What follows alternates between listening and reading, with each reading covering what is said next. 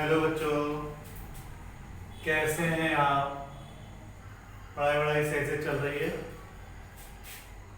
Okay, आज हम 10th class की केमिस्ट्री का पहला chapter chemical reactions and equation के बारे में बात करेंगे। क्लास 9th में हमने सीखा था फिजिकल चेंज और केमिकल चेंज। क्या डिफरेंस था दोनों में? You are right. Physical changes कैसी थी? टेम्परेरी चेंजेस थी। उनमें सिर्फ फिजिकल स्टेट चेंज होती थी, है ना? कुछ याद है कौन कौन सी हो सकती है फिजिकल चेंज? क्या थी? Tearing of paper, cutting of glass, breaking of stone, cutting of iron. Even जो स्विच ऑन और ऑफ करते हैं, ये भी क्या है? फिजिकल चेंज है। ऐसा तो नहीं है बिजली के तार में करंट पास कराई हो और उसके अंदर की कंपोजिशन चेंज हो गई हो, ऐसा नहीं हो सकता है। लेकिन केमिकल चेंज क्या है? इसके अंदर बहुत सारा बदलाव आ जाता है। आपने देखा, अगर हम दूध में थोड़ा सा दही डाल के रख दें तो गर्मी के दिनों में तो 1-1.5 घंटे में ही जो है खट्टा होने लगता है। वो कर्डलिंग कहलाती है, कर्डलिंग ऑफ मिल्क। दूध का दही में बदलना कर्डलिंग ऑफ मिल्क कहलाता है। तो केमिकल चेंज क्या हो गए? Chemical changes are permanent changes in which new chemical substances are formed. Permanent changes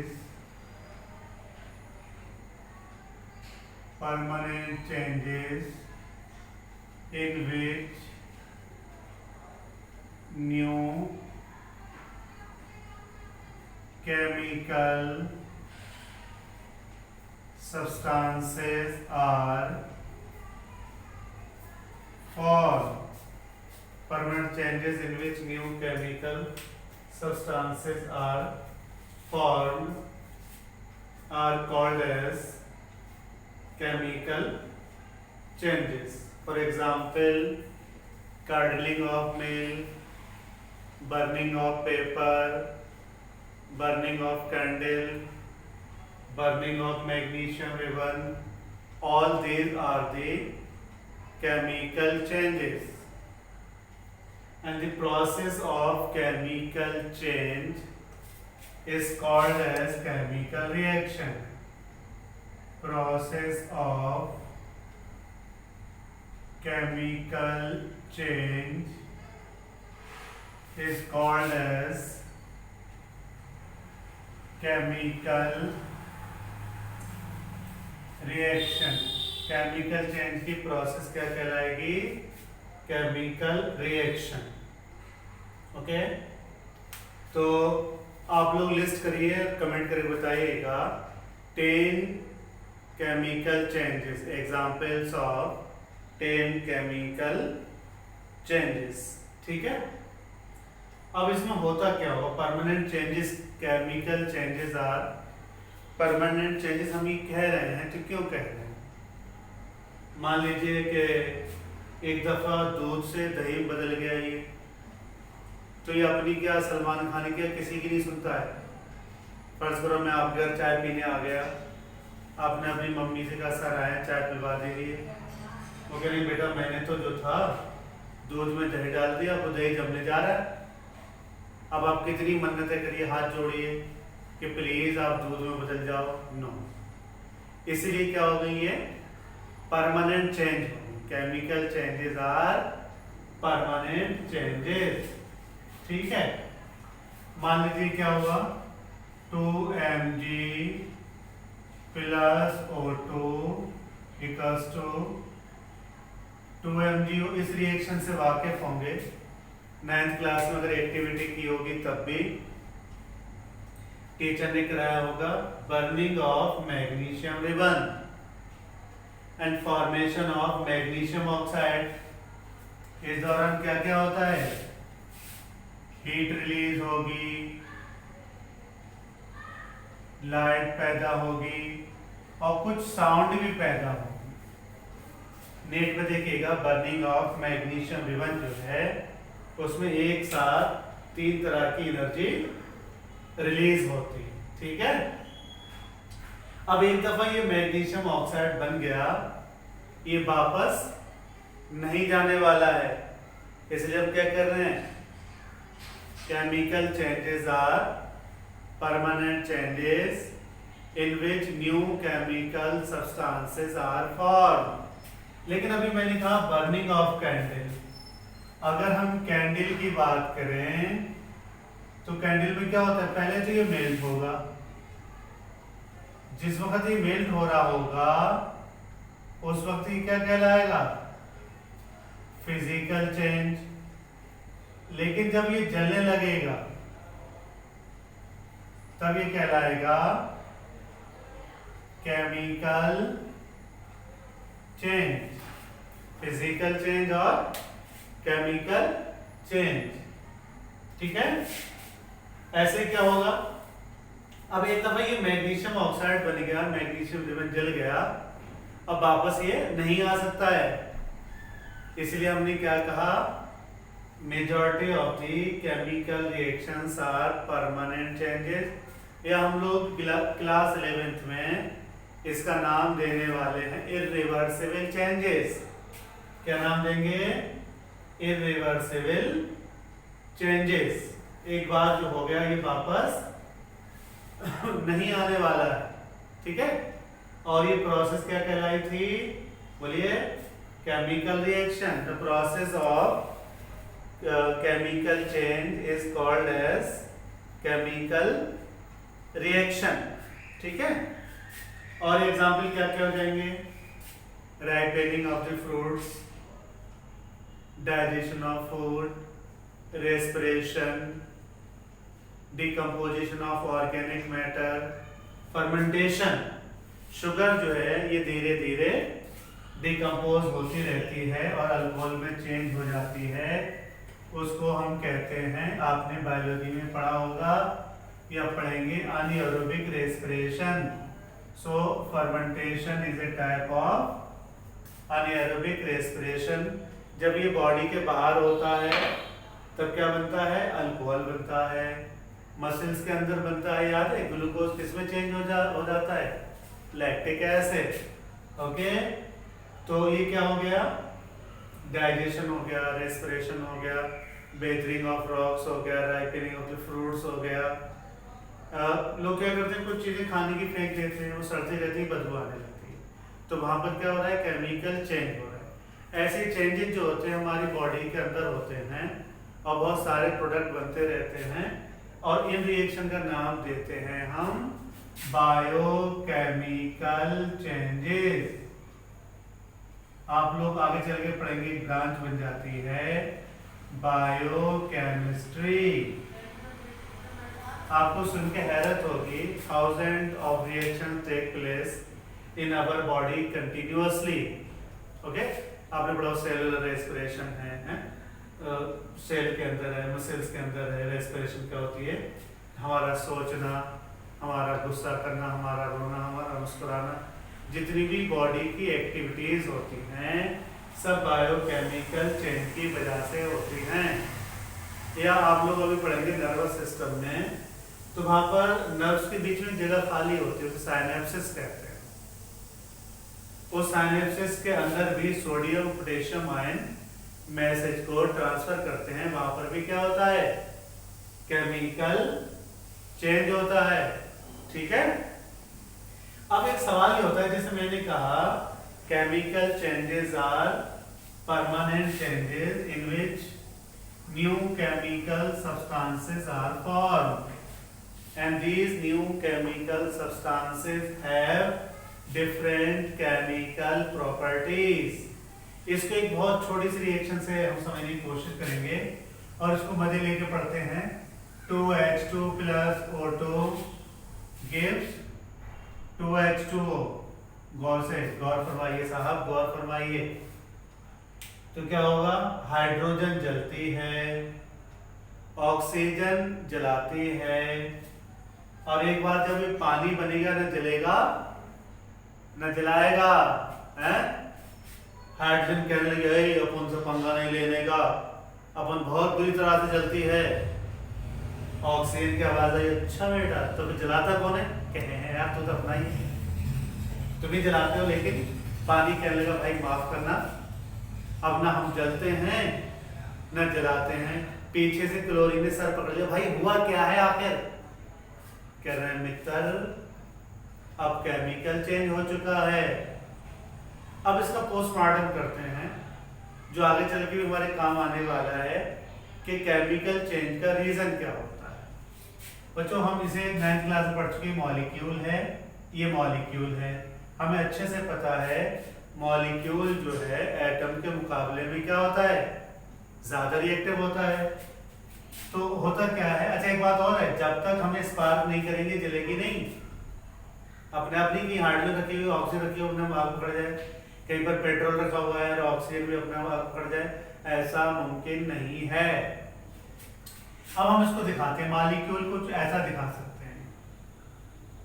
और ये जो सॉलिड लाइन नजर आ रही है इसको हम तीसरे चैप्टर में क्लियर करेंगे, इसको कोवेलेंट बॉन्ड कहते हैं। ओके, क्या कहेंगे? Covalent bond. ठीक है, अब जब देखिए क्या बदलाव आ रहा है। पहले हाइड्रोजन की दोस्ती हाइड्रोजन से थी, है ना, ऑक्सीजन की दोस्ती ऑक्सीजन से थी, लेकिन पानी में क्या हो गया? ये दोस्ती है, ये बॉन्डिंग जो है वो क्या हो गई? बदल गई। एक मूवी का गाना आया था ना, क्या था वो? जब से मेरे नैना तेरे नैनों से लागे रे, रब्बी दीवाना लागे रे। तो समाज में भी कहते हैं भाई जिससे बॉन्ड बनाओगे, जिसके साथ रहोगे, वैसी तुम्हारी आदतें बन जाएंगी। तो हाइड्रोजन की दोस्ती जब हाइड्रोजन से थी तो उसकी प्रॉपर्टीज अलग थी, है ना। ऑक्सीजन की दोस्ती ऑक्सीजन से थी तो उसकी प्रॉपर्टीज अलग थी।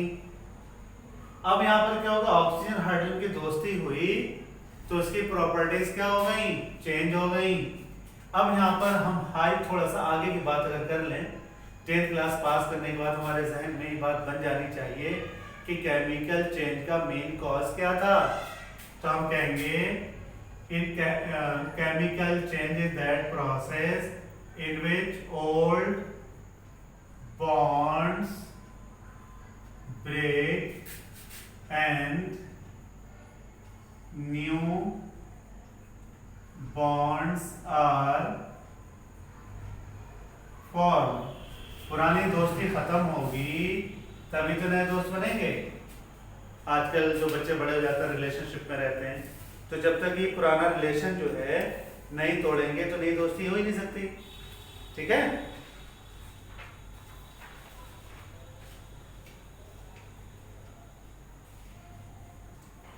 कैसे कहें? The process in which old bonds break and new bonds are form.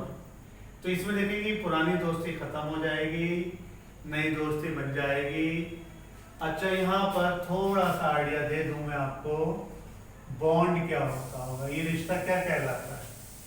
ये रिश्ता क्या कहलाता है? बॉन्ड कहलाता है। अगर मुझसे कोई कहे केमिस्ट्री क्या है तो मैं अच्छे से जवाब दे सकता हूँ, chemistry is the bond science. इसमें बॉन्ड ब्रेक होना बनना ही सब चीज के लिए जिम्मेदार होता है। तो बॉन्ड इज दी फोर्स, लिख लीजिए कहीं पर। और बच्चों आज मैंने देखा, अगर लैपटॉप पे करके देखेंगे तो बहुत अच्छा स्मार्ट आदमी नजर आएगा आपको। तो bond is the force by which 2 or more atoms held together। Bond is the force by which 2 or more atoms are held together। For example, जैसे ये हाइड्रोजन ऐसे क्या होता है? क्लोरीन होता है। तो क्लोरीन मॉलिक्यूल हम ऐसे लिखेंगे, in chlorine molecule 2 atoms are held together by covalent bond। तो इसीलिए यहाँ पर यहीं से हमें एक और बात पता चलेगी कि इसके लिए एक्सोथर्मिक और एंडोथर्मिक जिम्मेदार कौन है? ये बॉन्ड का टूटना और बॉन्ड का बनना ही एक्सोथर्मिक और एंडोथर्मिक के लिए जिम्मेदार होता है। अब आपके जहन में सवाल ये उठेगा कि ये जो हैं रिएक्टेंट्स जो हैं केमिकल रिएक्शन में पार्टिसिपेट करना ही क्यों चाहते हैं? तो हम कहेंगे chemical substances takes part in chemical reaction. पहला क्या करेगा? They take part in order to acquire stability. ये क्या होना चाहते हैं? स्टेबल होना चाहते हैं। जैसे कोई पहाड़ से माउंटेन से बॉल रोल कर रही है, कब तक रोल करती रहेगी? जब तक उसकी पोटेंशियल एनर्जी मिनिमम नहीं हो जाती। और मिनिमम जब हो जाएगी तो बॉल क्या करेगी? स्टेबिलिटी को एक्वायर कर लेगी।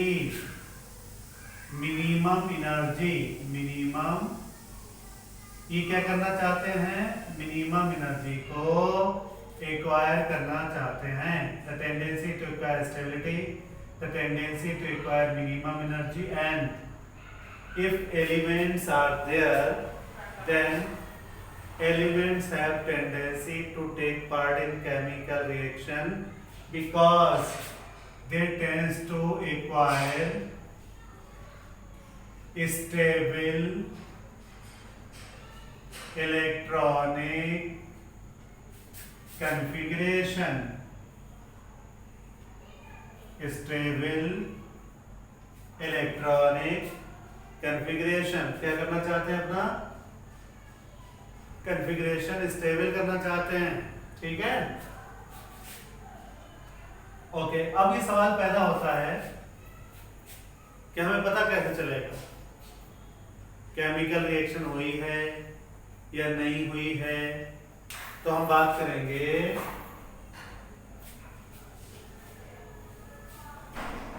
आइडेंटिफिकेशन या identifying features of chemical change. Chemical change होने के बाद क्या क्या बदल सकता है? तो फीचर्स ऑफ केमिकल चेंज। देखो, सबसे पहला क्या होगा जो आप सबने देखा होगा? केमिस्ट्री की सबसे इंपॉर्टेंट चीज है, आंखें इसलिए तेज होनी चाहिए केमिस्ट्री पढ़ने वाले की, चेंज इन कलर। ये सबसे बढ़िया है, चेंज इन कलर, है ना? सॉरी, कॉपर सल्फेट में जैसे आयरन डाला, धीरे धीरे उसका ब्लू कलर क्या होगा? फेड हो जाएगा। दूसरा क्या है? Change in order, smell.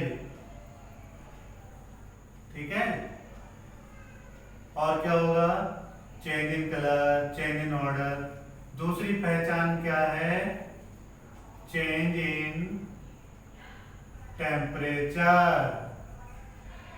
Temperature change होगा, या तो रिएक्शन एक्सोथर्मिक होगी या एंडोथर्मिक होगी। और क्या हो सकता है? इवोल्यूशन ऑफ गैसेस, गैसों का बनना, इवोल्यूशन ऑफ गैसेस, गैसें भी बन सकती हैं। पांचवा क्या हो जाएगा? Change in physical state. Physical state भी क्या होगी? चेंज हो जाएगी। ठीक है, और जो सबसे इंपॉर्टेंट है, formation of precipitate. Formation of precipitate, ये इसके आइडेंटिफाइंग फीचर हैं। किसके? केमिकल चेंज के। यानी हम केमिकल चेंज को इन चीजों से पहचान सकते हैं। These are identifying features of chemical change. Change in color, change in order, change in temperature, evolution of gases, change in physical state, formation of precipitate। तो बच्चों, आप लोग जब इसको देखेंगे तो कहेंगे ये इसकी क्या जरूरत थी? तो शुरुआत करने के लिए, कॉन्सेप्ट बनाने के लिए, जो लोग 11th साइंस में जाएंगे उनके लिए जरूरत तो पड़ने वाली है। तो हमने सोचा वैसे तो छोटा सा चैप्टर है, लेकिन अगर आपके कॉन्सेप्ट क्लियर हो जाएंगे तो केमिस्ट्री आपको आसान लगेगी। इसलिए बहुत फंडामेंटल लेके हम चले हैं। तो वीडियो थोड़ा लंबा हो रहा है, वीडियो ज़्यादा लंबा हो जाएगा फिर आप लोग बोर होंगे। बोर तो नहीं होंगे, मेरी जिम्मेदारी है कि आखिरी पॉइंट तक बेहतरीन करके समझ में आएगा। तो आप लोग बहुत अच्छे रिस्पॉन्स दे रहे हैं। हमने सिर्फ उल्टा इसलिए किया कि ज़्यादातर स्कूलों में एसिड बेसिस सॉल्ट चल रहे थे। अब बच्चों की डिमांड आई थी कि सर एग्जाम में तो केमिकल रिएक्शन आ रहा है, तो क्यों ना आप इसको पढ़ा दीजिए पहले।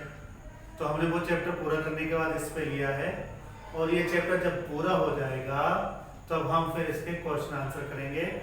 तो आप लोग जैसे ही रेस्पॉन्स भेज रहे हैं, उस रेस्पॉन्स के साथ साथ अगर आपकी कोई प्रॉब्लम है तो मुझे भेजिए, मैं ज़रूर उस पर वीडियो में बोल दूंगा या अलग से आपको मैसेज कर दूंगा। नंबर मेरा यही है, स्कूल के नाम डेडिकेटेड है वीडियो, लेकिन और लोगों को फ़ायदा हो जाएगा तो और हमें अच्छा लगेगा। तो लाइक करिए, सब्सक्राइब करिए, और कोई कमेंट हो तो अच्छा करिए। अभी आपको थोड़ा सा डिस्टर्बेंस नज़र आ रहा होगा, सुनाई दे रहा होगा, तो हम अभी थोड़ा अरेंजमेंट नहीं कर पाए हैं, लेकिन हमने सोचा बच्चे टॉलरेंट हैं आजकल, घर में बंद रह रहे हैं, तो क्यों ना कुछ काम किया जाए, पढ़ाई की जाए। तो पेशेंस रखिएगा, हम बहुत अच्छा करेंगे। All the best, thank you very much, keep smiling.